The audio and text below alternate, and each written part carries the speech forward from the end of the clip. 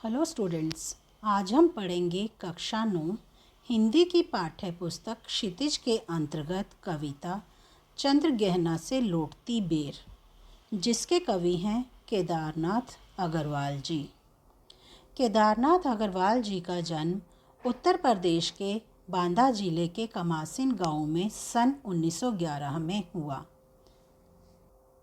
बाद में इलाहाबाद से उन्होंने बीए की परीक्षा पास की, फिर आगरा विश्वविद्यालय से एलएलबी उपाधि प्राप्त की। इनकी मृत्यु सन 2000 में हुई। इनकी प्रमुख काव्य कृतियाँ हैं नींद के बादल, युग की गंगा, फूल नहीं रंग बोलते हैं, आग का आईना, पंख और पतवार, है मेरी तुम, मार प्यार की थापें, कहे केदार खरी खरी। इन्हें सोवियत लैंड नेहरू पुरस्कार और साहित्य अकादमी पुरस्कार से सम्मानित किया गया है। पेशे से वकील केदारनाथ अग्रवाल प्रगतिवादी धारा के प्रमुख कवि माने जाते हैं। जन सामान्य का संघर्ष और प्रकृति सौंदर्य उनकी कविताओं का मुख्य प्रतिपाद्य है।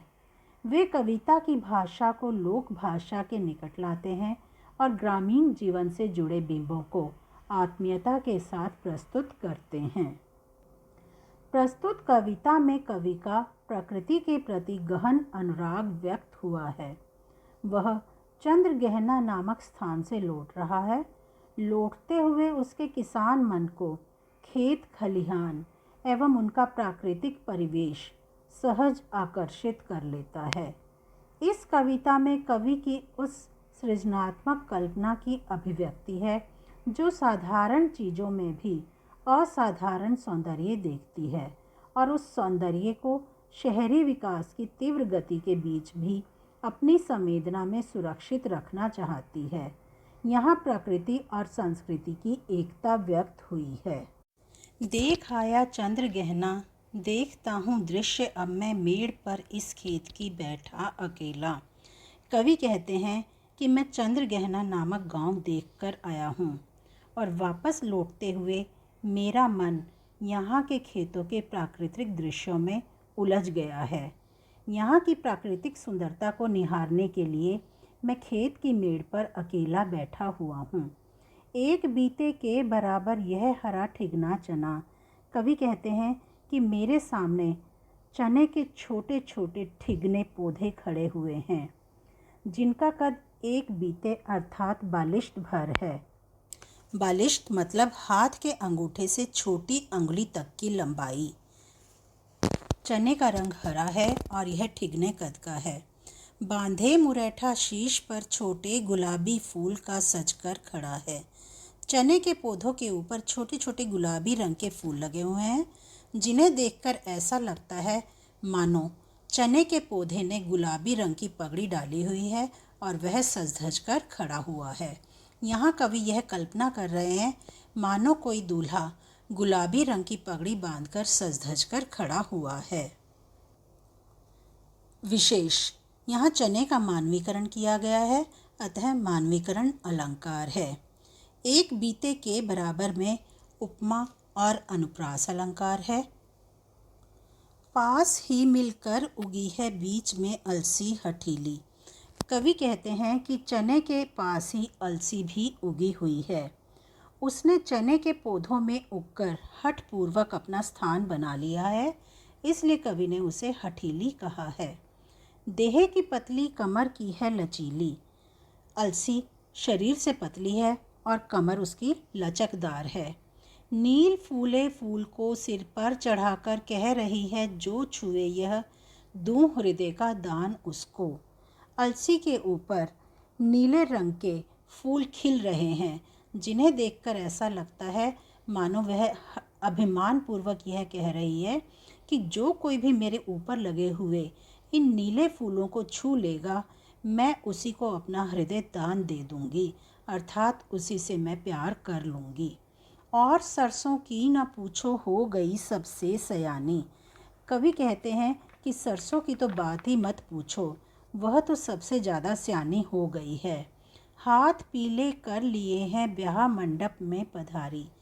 सरसों के ऊपर लगे हुए पीले फूलों को देखकर ऐसा लग रहा है मानो वह शादी के लिए तैयार है और सज धज कर मंडप में आ गई है।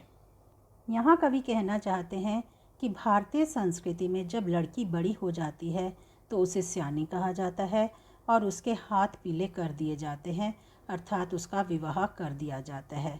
तो यहाँ सरसों को देखकर भी ऐसा ही लग रहा है, वह बहुत ही प्यारी, आकर्षक और मनभावन लग रही है। विशेष, अलसी और सरसों का मानवीकरण किया गया है। हृदय का दान करना का आशय है प्रेम करना। अनुप्रास अलंकार की छटा दर्शनीय है। हाथ पीले कर लिए हैं में श्लेष अलंकार है क्योंकि इसके दो अर्थ हैं, पीले फूल आना और विवाह होना। फाग गाता मास फागुन आ गया है आज जैसे।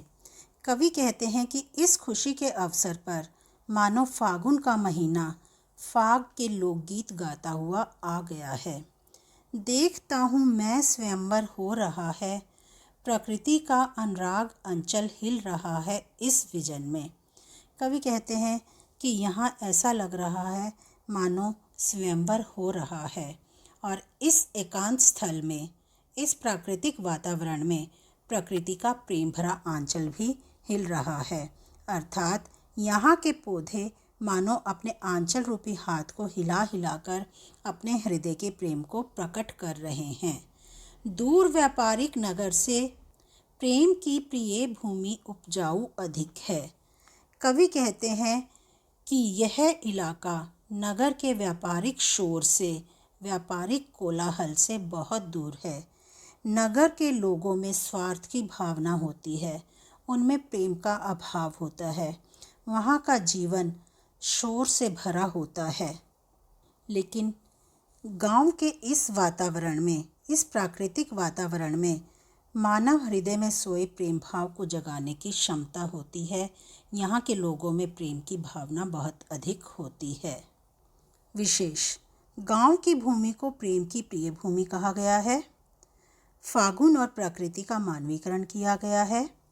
फाग गाता मास फागुन आ गया है आज जैसे में उत्प्रेक्षा अलंकार है। अनुराग अंचल में रूपक अलंकार है। अनुप्रास अलंकार की छटा दर्शनीय है। और पैरों के तले है एक पोखर उठ रही इसमें लहरियाँ। कवि कहते हैं कि मैं जिस स्थान पर बैठा हुआ हूँ वहाँ मेरे पैरों के नीचे एक तालाब है। हवा के चलने से उसमें भी लहरें उठ रही हैं। नील तल में जो उगी है घास भूरी ले रही वह भी लहरियाँ। तालाब का तल नीले रंग का है और उसके नीले रंग के तल में भूरे रंग की घास उगी हुई है। जल में उठने वाली लहरों के साथ साथ उसमें भी हलचल हो रही है। ऐसा लग रहा है मानो वह भी लहरा रही हो।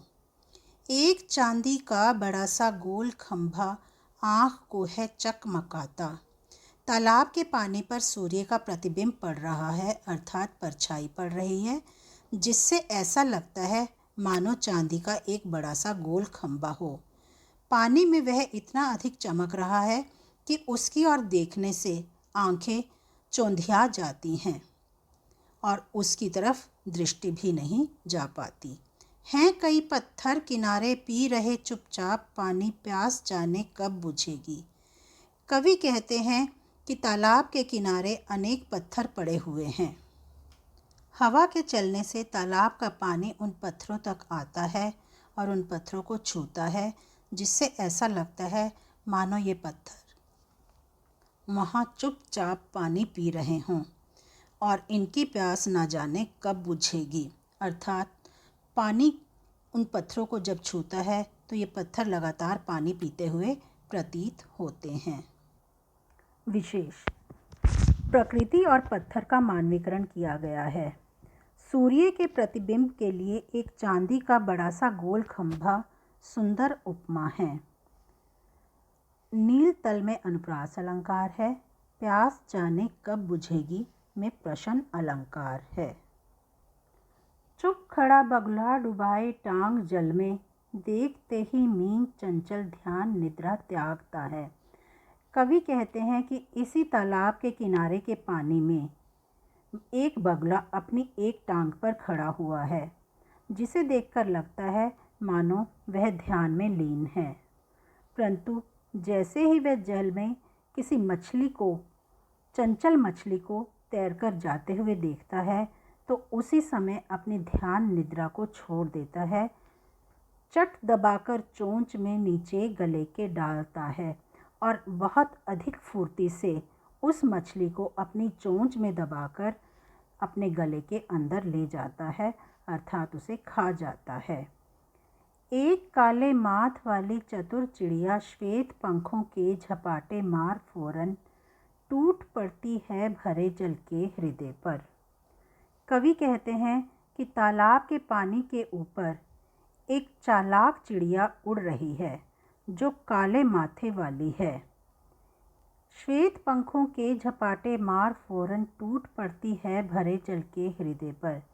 जैसे ही वे पानी के ऊपर किसी मछली को तैरते हुए देखती हैं, तो वे अपने सफ़ेद पंखों की सहायता से तेजी से उन मछलियों पर झपट्टा मारती हैं। एक उजली चटुल मछली चोंच पीली में दबाकर दूर उड़ती है गगन में, और किसी उजली चंचल मछली को अपनी पीली चोंच में दबाकर दूर आकाश में उड़ जाती है और उड़ते उड़ते ही उसे खा जाती है। विशेष, यहाँ चित्रात्मक भाषा का प्रयोग किया गया है।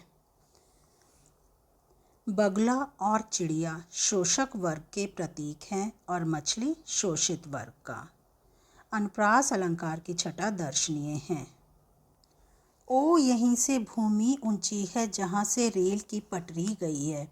कवि कहते हैं कि मैं जिस स्थान पर बैठा हुआ हूँ, वहाँ से सामने की ओर भूमि थोड़ी सी ऊंची है, वहीं से रेल की पटरी गई हुई है। ट्रेन का टाइम नहीं है, मैं यहाँ स्वच्छंद हूँ, जाना नहीं है। कवि कहते हैं कि अभी यहाँ से किसी गाड़ी के गुजरने का समय भी नहीं है और वह भी आज़ाद है, क्योंकि उसे भी कहीं नहीं जाना है, इसलिए उसे कहीं जाने की जल्दी भी नहीं है। चित्रकूट की अनघड़ चौड़ी कम ऊंची ऊंची पहाड़ियाँ दूर दिशाओं तक फैली हैं। कवि कहते हैं कि यहाँ चित्रकूट की बेडोल, टेढ़ी मेढ़ी, ऊबड़ खाबड़ पहाड़ियाँ बहुत दूर दूर तक फैली हुई हैं। ये पहाड़ियाँ कहीं ऊंची हैं तो कहीं नीची हैं, और ये चारों दिशाओं में दूर दूर तक फैली हुई हैं। बांझ भूमि पर इधर उधर रीवां के पेड़ कांटेदार कुरूप खड़े हैं। यहाँ की भूमि उपजाऊ नहीं है, बंजर है, जिस पर कि किसी भी प्रकार का पौधा नहीं लग सकता। यहाँ किसी भी प्रकार की घास या हरियाली नहीं दिखाई देती। इधर उधर रीवां के पेड़ कांटेदार कुरूप खड़े हैं। कहीं कहीं रीवां के कांटेदार देखने में बदशक्ल पेड़ अवश्य है, जिनमें किसी भी प्रकार की हरियाली नहीं है। विशेष, अंग्रेजी शब्दों ट्रेन, टाइम आदि का स्वाभाविक प्रयोग किया गया है। रीवां के पेड़ों के लिए दो विशेषणों का प्रयोग हुआ है, कांटेदार और कुरूप।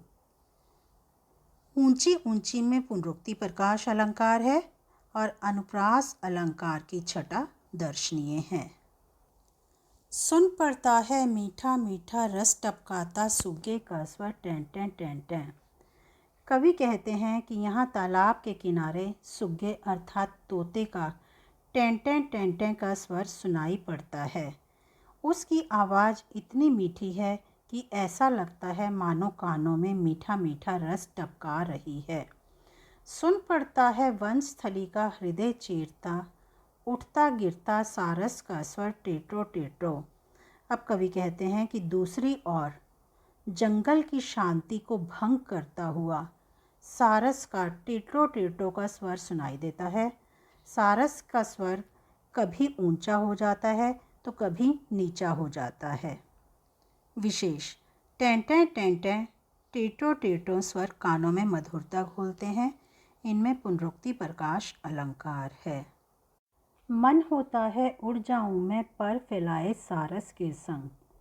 सारस के उठते गिरते टेटों टेटों के स्वर को सुनकर कवि का मन करता है कि वह भी उड़कर अपने पंख फैलाकर सारस के साथ उन हरे भरे खेतों में चला जाए जहाँ सारस का जोड़ा रहता है। सच्ची प्रेम कहानी सुन लो चुप्पे चुप्पे, जहाँ सारस का जोड़ा परस्पर प्रेमालाप कर रहा है। कवि वहाँ जाकर चुपचाप उनकी प्रेम कहानी को सुनना चाहता है। विशेष: चंद्रगहना से लौटती बेर प्राकृतिक सौंदर्य से परिपूर्ण कविता है। यह खड़ी बोली में है। मुक्त छंद का प्रयोग किया गया है। चित्रात्मक शैली है। भाषा सरल तथा स्वाभाविक है। चना, अलसी, सरसों, फागुन, पत्थर, घास, प्रकृति आदि के मानवीकरण द्वारा पता लगता है कि यह कविता मानवीकरण अलंकार का सुंदर उदाहरण है। धन्यवाद।